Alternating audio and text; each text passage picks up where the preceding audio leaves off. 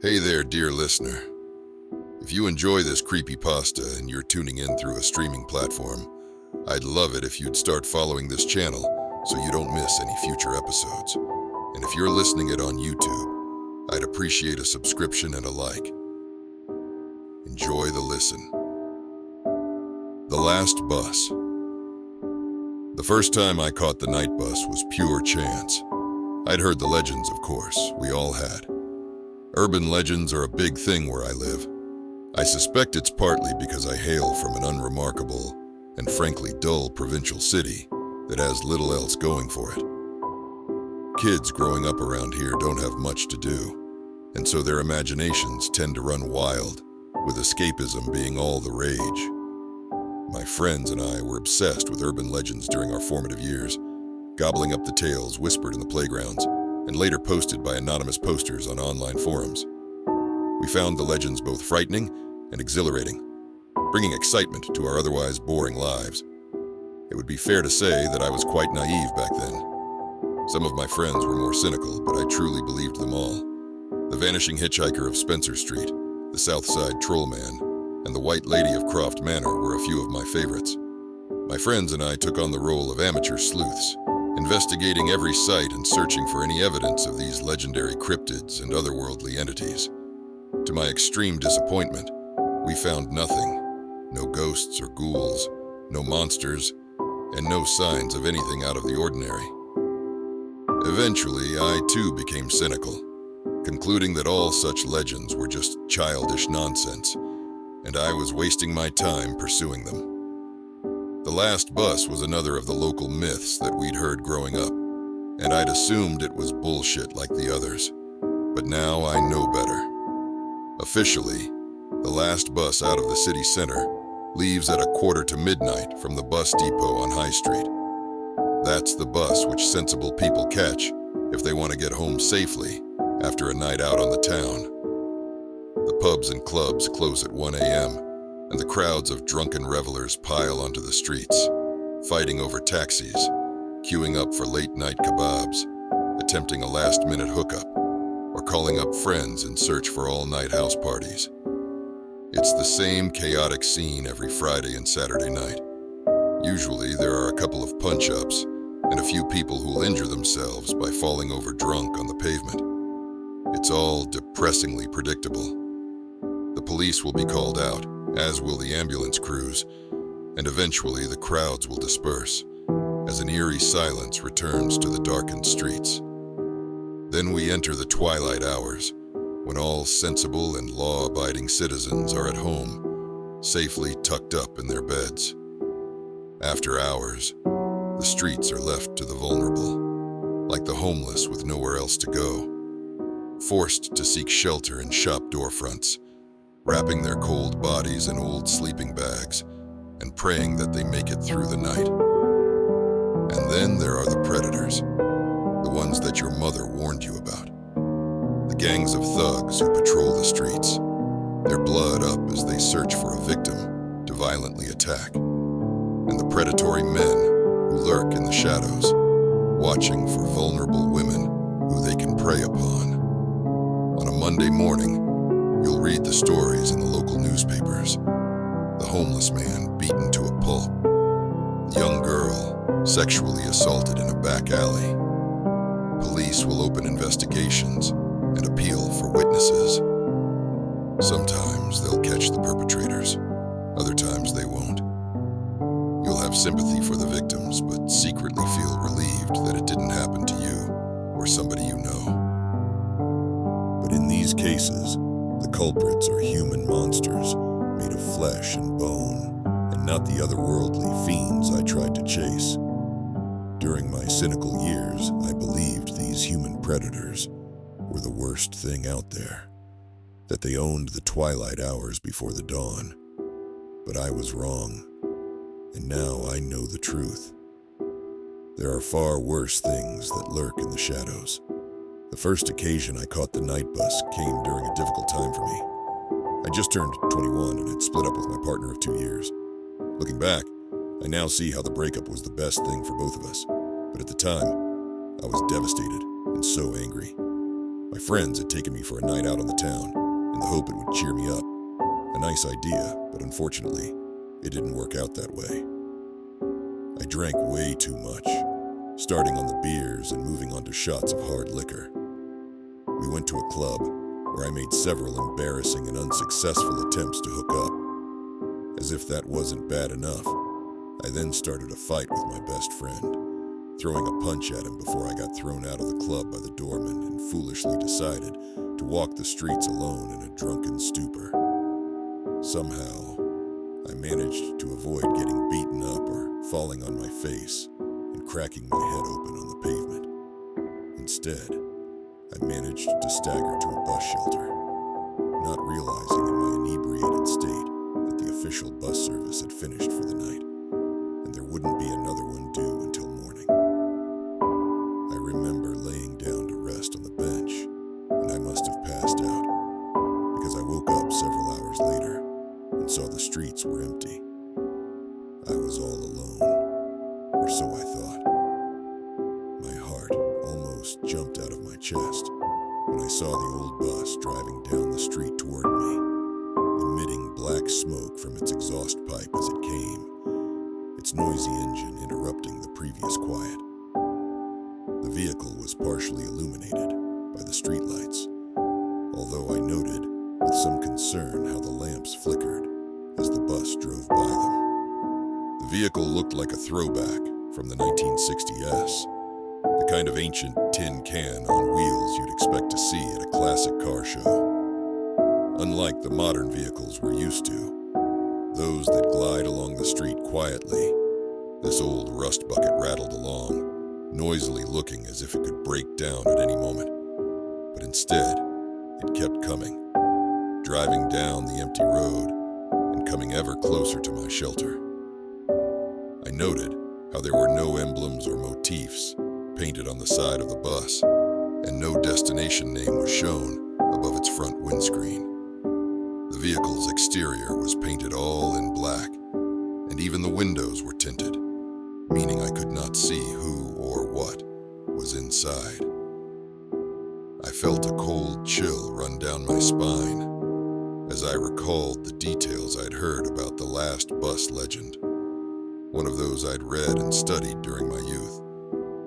The vehicle I was seeing before me matched the description of the coach in the stories, the phantom bus that appears on an abandoned street in the early hours, offering lifts to the weary and needy. I came close to panic in that moment, wondering whether I was dreaming or suffering from a paranoid delusion. I'd spent so much of my youth chasing these legends, searching for any evidence that could prove the existence of something outside of our own reality. But now that the truth was staring me in the face, a big part of me wanted to up sticks and run. But I didn't. I don't know whether I was frozen to the spot with fear, or if my curiosity got the better of me, but I held my ground and waited for the bus to come to me. I stood up on my shaking feet as the coach pulled in beside my shelter, and despite the amount of alcohol I'd consumed, I suddenly felt quite sober. It seemed to take forever for the vehicle to park up and for the creaking old door to swing open. When it did, I was confronted by a friendly, middle-aged man wearing a neat blue uniform while he sat behind the wheel, driving his bus to an unspecified location. He smiled down at me, his eyes twinkling in an amicable and welcoming fashion.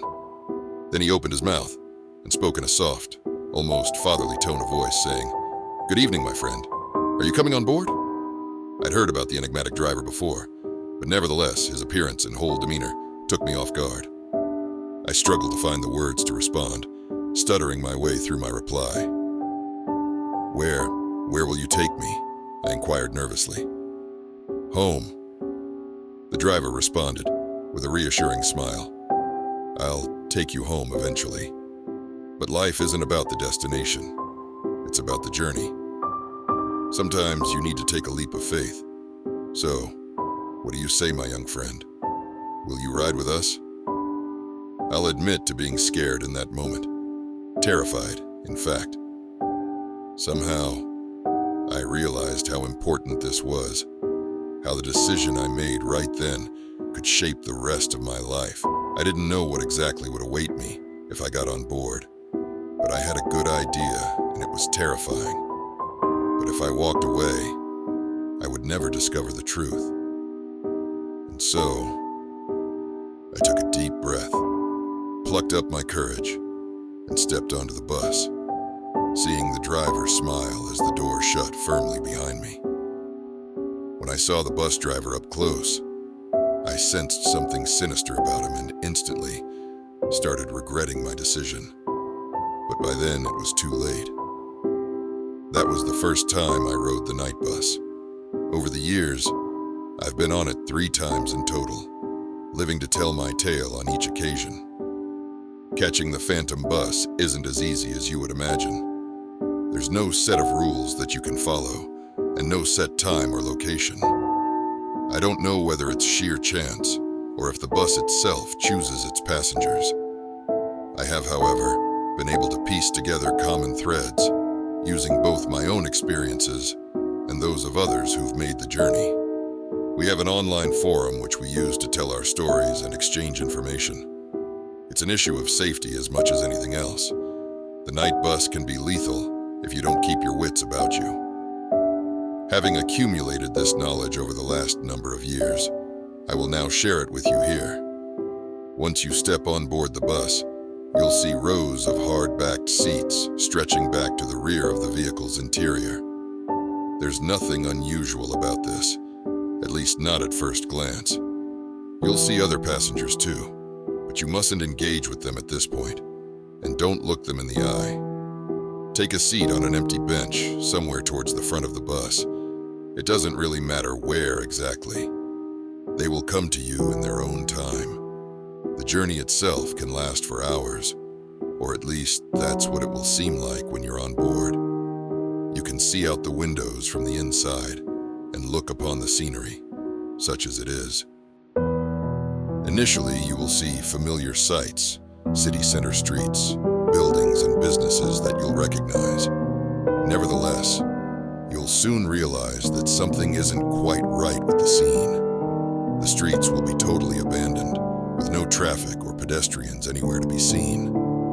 There won't be any businesses open or lights emanating from anywhere along the road.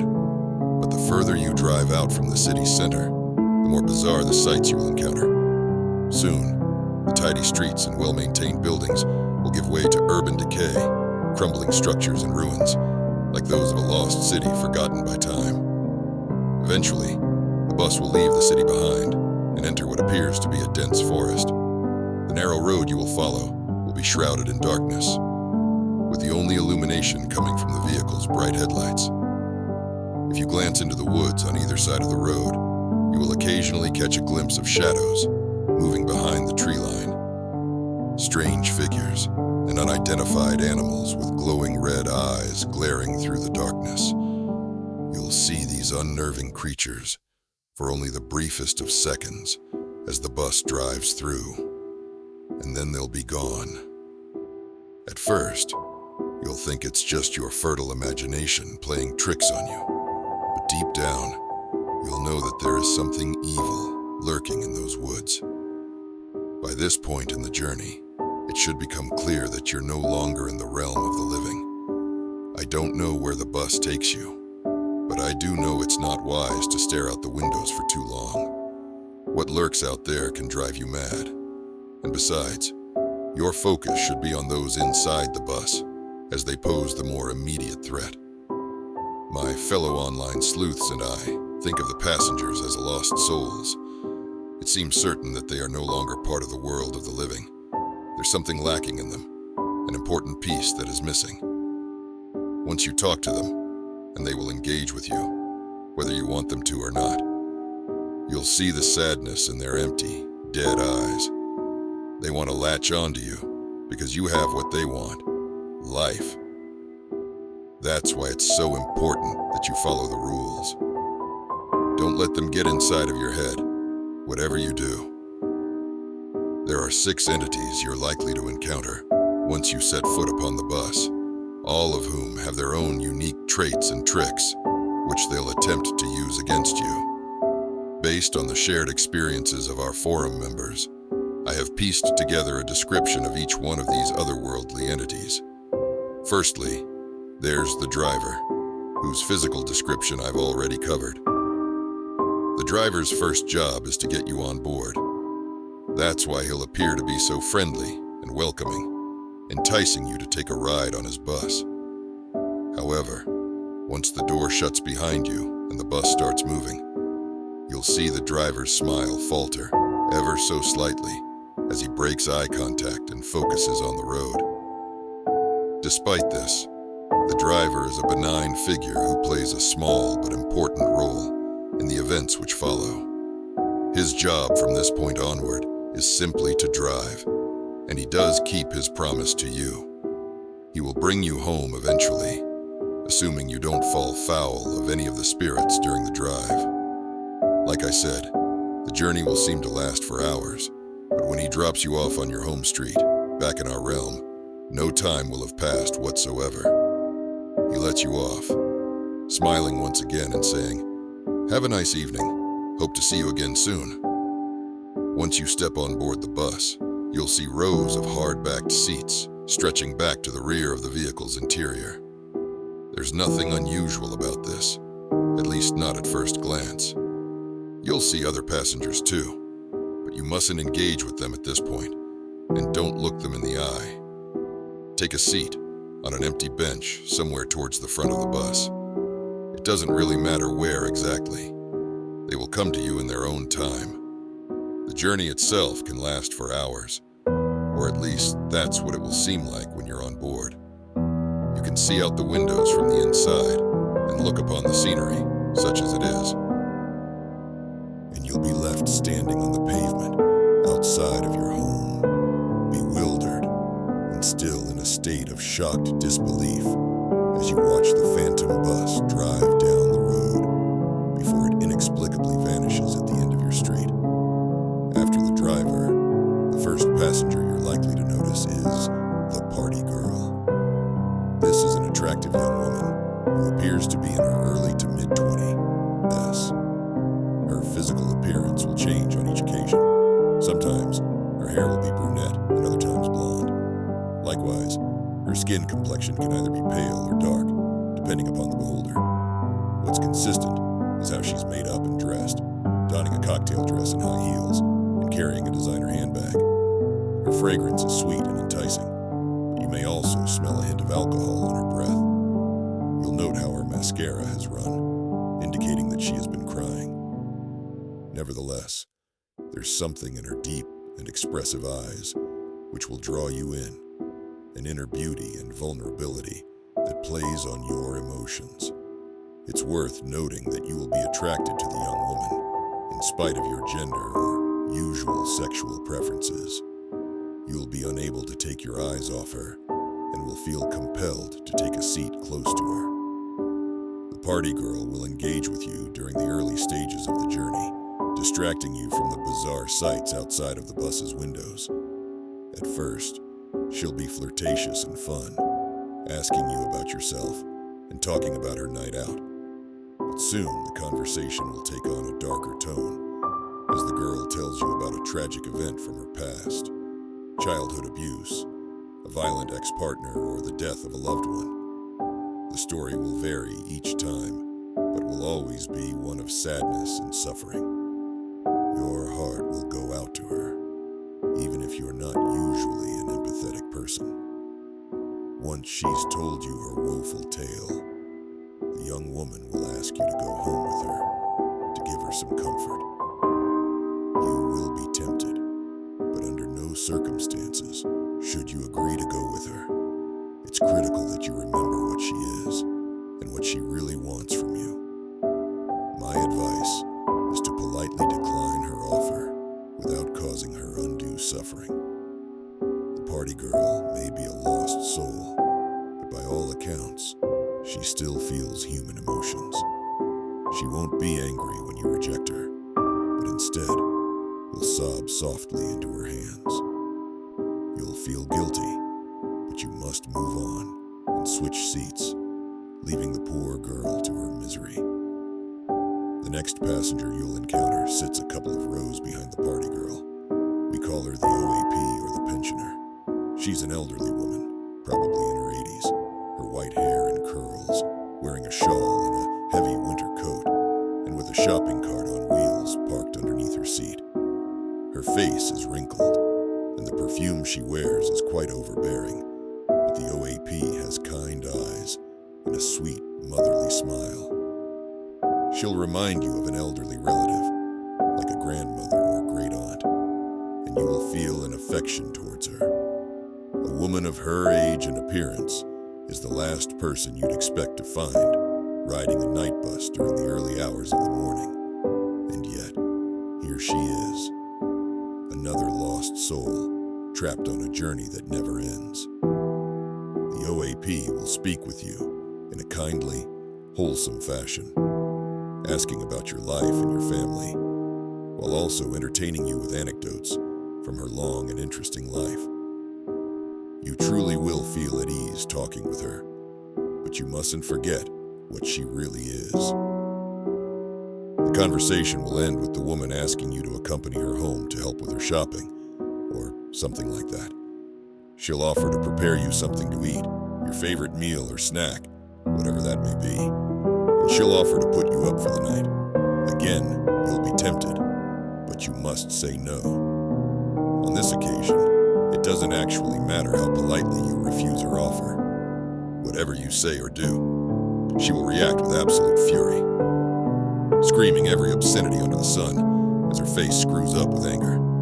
It's the last thing you would expect from a seemingly sweet old lady. But this is what will happen. As soon as she launches into her hateful tirade, you should leave your seat and move further down the bus, and you would be wise not to engage with her again for the rest of your journey. The next passenger you'll meet is a scruffy middle-aged man known as the drunkard. He sits close to the back of the bus and is perhaps the type you would expect to find on a late-night service. I wouldn't recommend sitting too close to the drunkard, if only because he smells pretty bad, his breath stinking of alcohol and cigarettes. You'll note how his old clothes are soiled and torn, and his unkempt beard will be badly matted. You probably won't wish to engage with him, but the drunkard will begin a conversation with you regardless, and against your better judgment, you'll get drawn in. The drunkard will turn out to be surprisingly intelligent and insightful, seeking to educate you on such matters as religion, philosophy, and scientific theory. He'll tell you a story in the form of a parable or fable, one with a dark twist to it. When I first met the drunk, he recounted to me the tale of the frog and the scorpion, one that demonstrates the cruel and destructive nature of life. Next, he'll remove a silver hip flask from his inside jacket pocket and offer you a drink. Regardless of your alcoholic preferences, you'll be tempted to take a sip. The drink will smell so sweet and inviting, but of course, you must refuse him. After you turn down the drink, the drunkard will shoot you an angry look before shaking his head and saying, "You're a damn fool, a stupid little child. You have no idea what you're dealing with." This is your cue to move on. Now, you'll notice how the first three passengers are trying to draw you in, using whatever charms or supernatural powers they have at their disposal. Their ultimate goal is to trick you into leaving the bus. Needless to say, you must not do this. Not if you want to make it home. Nobody knows what exactly happens to those who fall into one of their traps. We do know that several members of our forum have vanished without a trace over the years, and my city has a long history of unexplained disappearances. The fourth passenger is different from the rest, however. He is a young male who sits on the back row whilst listening to headphones linked up to an 80s-style Walkman. We call him Headphones Guy, and it seems all he does is listen to music, his eyes closed as he taps his foot to the beat. The Headphones Guy will not attempt to engage with you or even acknowledge your presence. That's not to say he isn't dangerous, however. There was a member of our group who had a run-in with the guy. To be fair, it wasn't unprovoked. Feeling bold, my friend got right up in the passenger's face, waving his hands and clicking his fingers in an attempt to gain the spirit's attention. When this failed, he foolishly grabbed the guy's headphones, physically pulling them off his head. Predictably, headphones guy didn't react well to this violation. In an instant, he jumped up from his chair, lashing out with his fist and knocking his assailant down with one punch. My friend remembers a sharp, intense pain in the back of his head before he blacked out. The next thing he remembers is waking up in his own bed the next morning with a broken nose and a nasty gash on the back of his head. He also found a note in his jeans pocket, crudely written on the back of an old bus ticket in what looked like dried blood, and it read, "Do that again and I'll rip your fucking head off." Unsurprisingly, my friend never rode the night bus again. I don't know what the headphones guy's deal is, but my advice is to leave him well alone. So at this point, you're probably wondering why one would wish to catch the night bus at all, given how you'll be transported to a terrifying alternative reality and encounter otherworldly spirits who wish to trap you there. Well, the short answer is that no sane person would, bar a handful of crazed urban adventurers and amateur paranormal investigators such as myself. Most of those who've boarded the Phantom coach have done so by accident, not realizing what they were getting themselves into until it was too late. And most of those who ride the bus once have no inclination to do so again. But those of us who do seek out the Phantom coach for a second, third, or in my case, fourth occasion, well, we have our reasons. One reason above all others, in fact. We want to see the Harbinger and ask him our one permitted question. I'll regret my first ride on the bus for the rest of my days. Although I was drunk, I had enough wits about me to see off the various tricks used by the ghouls. But I wasn't prepared for him. The Harbinger is the only passenger who isn't already riding on the bus when you first get on. He comes later, after you've negotiated your way through the ghostly entities, and you think the worst is behind you. The first thing you'll notice is the burning cross mounted on top of darkened hillside, overlooking the road on the left-hand side. I remember the first time I saw that foreboding symbol and the immense fear I felt, as I knew something bad was coming. A moment after I spotted the cross, I was shocked to see the bus was slowing down, pulling over to the side of the road and parking up in a lay-by. Next, the driver operated the swing door at the front of the bus, opening it to whatever lay on the other side. The terror almost overwhelmed me as I thought of the horrors that lurked within the Shadowlands, of the creatures and demons hiding in the haunted woods and hillsides.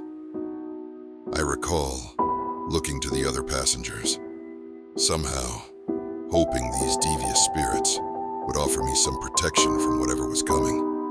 But instead, their heads were down, as they all maintained a solemn silence.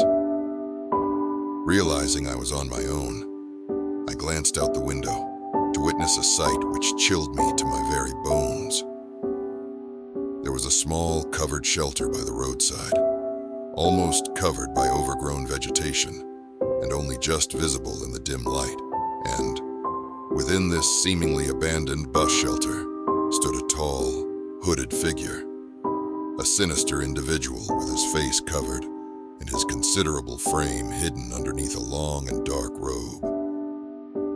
The mystery man remained still and silent, although I soon spotted the animal by his side, a large black dog that snarled aggressively through a snout filled with razor-sharp teeth, as it glared at me with hungry and predatory eyes, only a thin glass pane separating me from him.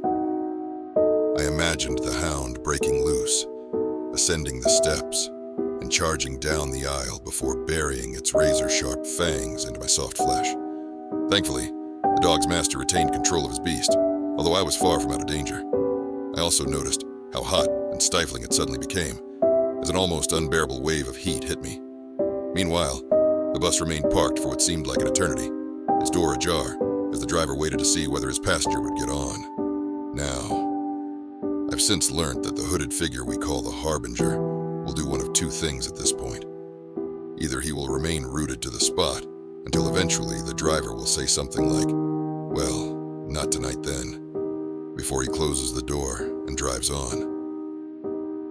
From what I've been able to gather from both my own experiences and those of my contemporaries, this is what happens most of the time. 2 times out of 3, the Harbinger won't step out from the bus shelter, and that will be the end of it. But sometimes he will step forward, marching through the mud in his heavy boots, while dragging his hellhound along on a leash. And he'll come on board the bus, prompting the driver to say, "Good evening, sir. I trust you'll have a pleasant journey."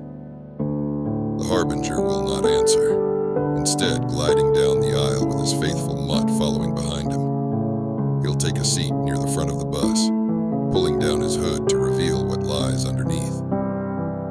To this day, I can't fully explain what I saw in that terrifying moment. It seemed like there was only a dark void where his face should be, with 2 burning orbs instead of eyes. He had no mouth that I could see, and so by rights, he shouldn't have been able to speak. And yet he did, calling out to me in a booming, god-like voice, which echoed through the hollow interior of the bus. "Come to me, mortal child," he ordered. "Come sit with me, so we may speak." As you can imagine, I was utterly terrified in this moment. So much so that I thought I might pass out. But for reasons I can't explain, I obeyed the Harbinger's orders, feeling like I physically could not resist him, and as if my legs were no longer under my control. I remember looking to the other passengers as I walked down the aisle, hoping that one of them could help me. But each of the 4 kept their heads down as they muttered in unison, reciting a prayer in a language I could not understand.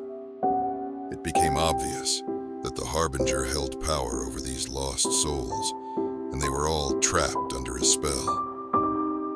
Perhaps they were once like us, falling victim to the phantom bus and the Harbinger's godlike powers. In any event, they offered me no assistance in that fateful moment, and I soon realized I was completely at the Harbinger's mercy. I involuntarily took a seat in the row directly behind the Harbinger. His head turned in an unnatural way to face me, as his dog snarled aggressively in my direction, but thankfully resisted the urge to bite me in the leg. I can't really describe how the Harbinger smelt, other than to say he stank of death. The fiery orbs he had instead of eyes stared right at me, and I couldn't look away, no matter how much I tried.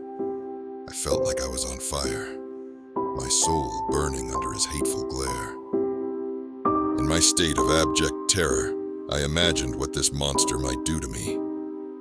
I reckoned he could kill me with ease, but this was the least of my fears. Instead, I believed I may become like the others, another anonymous lost soul, riding this damned bus for all eternity. In any event, I was powerless to do anything in that moment, other than remain frozen to my seat, waiting for the Harbinger to speak. Despite his absence of eyes, somehow I could tell he was looking down on me, that he considered me with total contempt, like I was something he'd stepped in. To this day, I don't know whether he was speaking out loud or if his booming voice was only in my head. Either way, I found myself totally transfixed as he spoke his words. "I see another mere mortal has found its way into my realm," he began. I assumed he was referring to me. "I'll confess to having little time for your contemptible and weak race. Nevertheless, I must respect the bravery of the odd individual such as yourself. Not many have the courage to come to this dark place. For this reason, I will grant you safe passage, and I will answer you one question. Ask me what you will mere mortal, and I will impart to you my infinite knowledge." Now, this is a moment I've replayed over and over again in my mind over the years. I literally could have asked the Harbinger anything. The winning lottery numbers, who killed JFK, the meaning of life. He sees and knows everything, and the possibilities are limitless. One of the guys on our forum asked the Harbinger how he would die, and was told that his vices would kill him within 6 months. Well, this guy was an addict, but he laughed off the Harbinger's warning and continued using. 6 months later, he was dead from an overdose. And then there was a young woman who, at the time of her encounter with the Harbinger, was stuck in an abusive and controlling relationship. She asked the entity what would happen if she stayed with her asshole boyfriend. Well, she was told that her life would end unless she broke off the relationship. This proved to be the motivation she needed to leave him, and about a year later, the bastard was arrested for murdering another girl and ultimately sentenced to life in prison. But of course, I didn't know any of this at the time. I felt nothing but pure terror as I sat frozen to my seat, quaking in my boots as the Harbinger glared down upon me with disgust.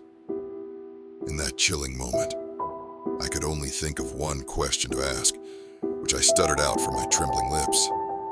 What are you? I swore I could hear the creature scoff with contempt before he gave his answer.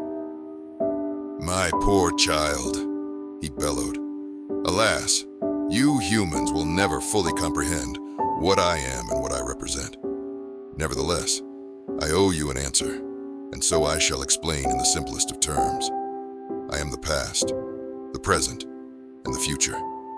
I see all from where I stand, and yet I have sworn not to intervene in the mortal realm. He paused momentarily, turning his burning orbs towards the darkened landscape outside the window. This world you see before me is my kingdom, my domain. I offer sanctuary to those who have nowhere else to go, giving a home to those lost souls trapped between the mortal and eternal realms. Perhaps you will come here one day and become a permanent resident of my dark realm, or perhaps not. You could have inquired after your ultimate fate, of course, but you choose not to do so. But I have answered your one permitted question and fulfilled my obligation. And now, my child, I will bid you farewell. With that, he rose from his chair and summoned his hound, gliding down the aisle as he made for the exit. I was flabbergasted and in a state of shock. I still had so many questions to ask, and I opened my mouth without thinking.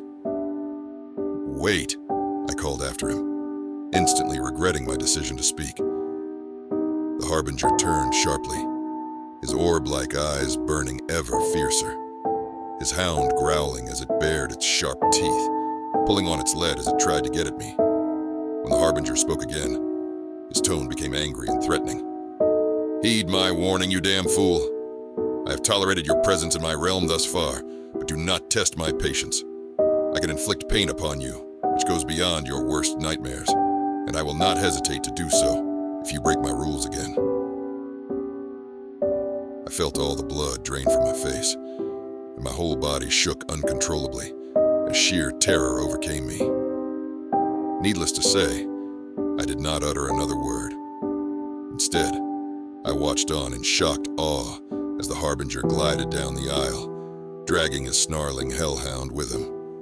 The driver brought the bus to a slow halt to allow the godlike creature to disembark. I began to feel pangs of relief as I thought my ordeal was nearly over. But there was one last twist to his macabre episode. As the Harbinger stepped off the coach, my fellow passengers suddenly shot up from their seats, all simultaneously turning in my direction. To my horror, I saw how their eyes had turned jet black, and their mouths were opened wide, revealing gaping black holes. It seemed like they were all trying to scream, and yet no sound was emitted. And then I saw what was lurking in the darkened woods on either side of the road. Hundreds of fiery red eyes emerging from the tree line, belonging to unholy beasts that howled like wolves in the night. Everyone focused upon our bus. I screamed out in terror, fearing that the Harbinger had changed his mind and was summoning his hellish minions to tear me to pieces. The howling rapidly increased in volume, becoming so loud that I was near deafened. What happened next remains something of a blur in my memory. I recall the horrific din, and the pressure built up inside my head until I thought my skull would explode. Suddenly, there was a blinding flash of light, forcing me to hide my eyes underneath my hands. A moment later, I opened my eyes again, only to discover that the beasts had vanished, as had my ghoulish fellow passengers. I was on my own inside the bus, just me and the driver, as we continued down that lonely stretch of road. I have very little recollection of the rest of that journey. I don't think it was much longer before we left the dark realm and returned to the city streets I knew and recognized. When we arrived on my home street, I could not believe it, thinking this was another trick.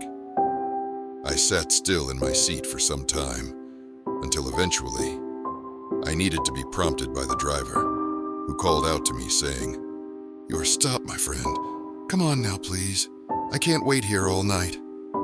With some trepidation, I walked down the aisle and stepped off the bus, feeling the cool, fresh air against my skin as I returned to the realm of the living. I recall the driver wishing me good night and saying he would see me again before he drove away. So that's my story, but it's not quite the end of it. You may well ask why I didn't abandon my obsession with the phantom bus after my terrifying encounter. Well, for a long time I did, but in the end, my curiosity got the better of me. I don't like the uncertainty of life, of not knowing what lays before me. I used to think that's just the way it is, but now I know better. The Harbinger is out there, and he can provide the answers I need. I won't waste my opportunity a second time. For years I have chased the bus, and I've caught it a further 2 times. On both occasions I boarded and avoided the traps set by the ghoulish passengers, and both times I waited for the Harbinger to board, but he would not move from his shelter, and so my hopes were frustrated. It's been extremely disheartening, but I will not give up. Tonight, I will seek out the bus once again, and I'll keep doing so until the Harbinger answers my call. I know the risks. One night, I may board the phantom coach and never make it home. But nevertheless, I need to do this. I must know the truth, no matter what the cost. Now, if you'll excuse me, I have a bus to catch.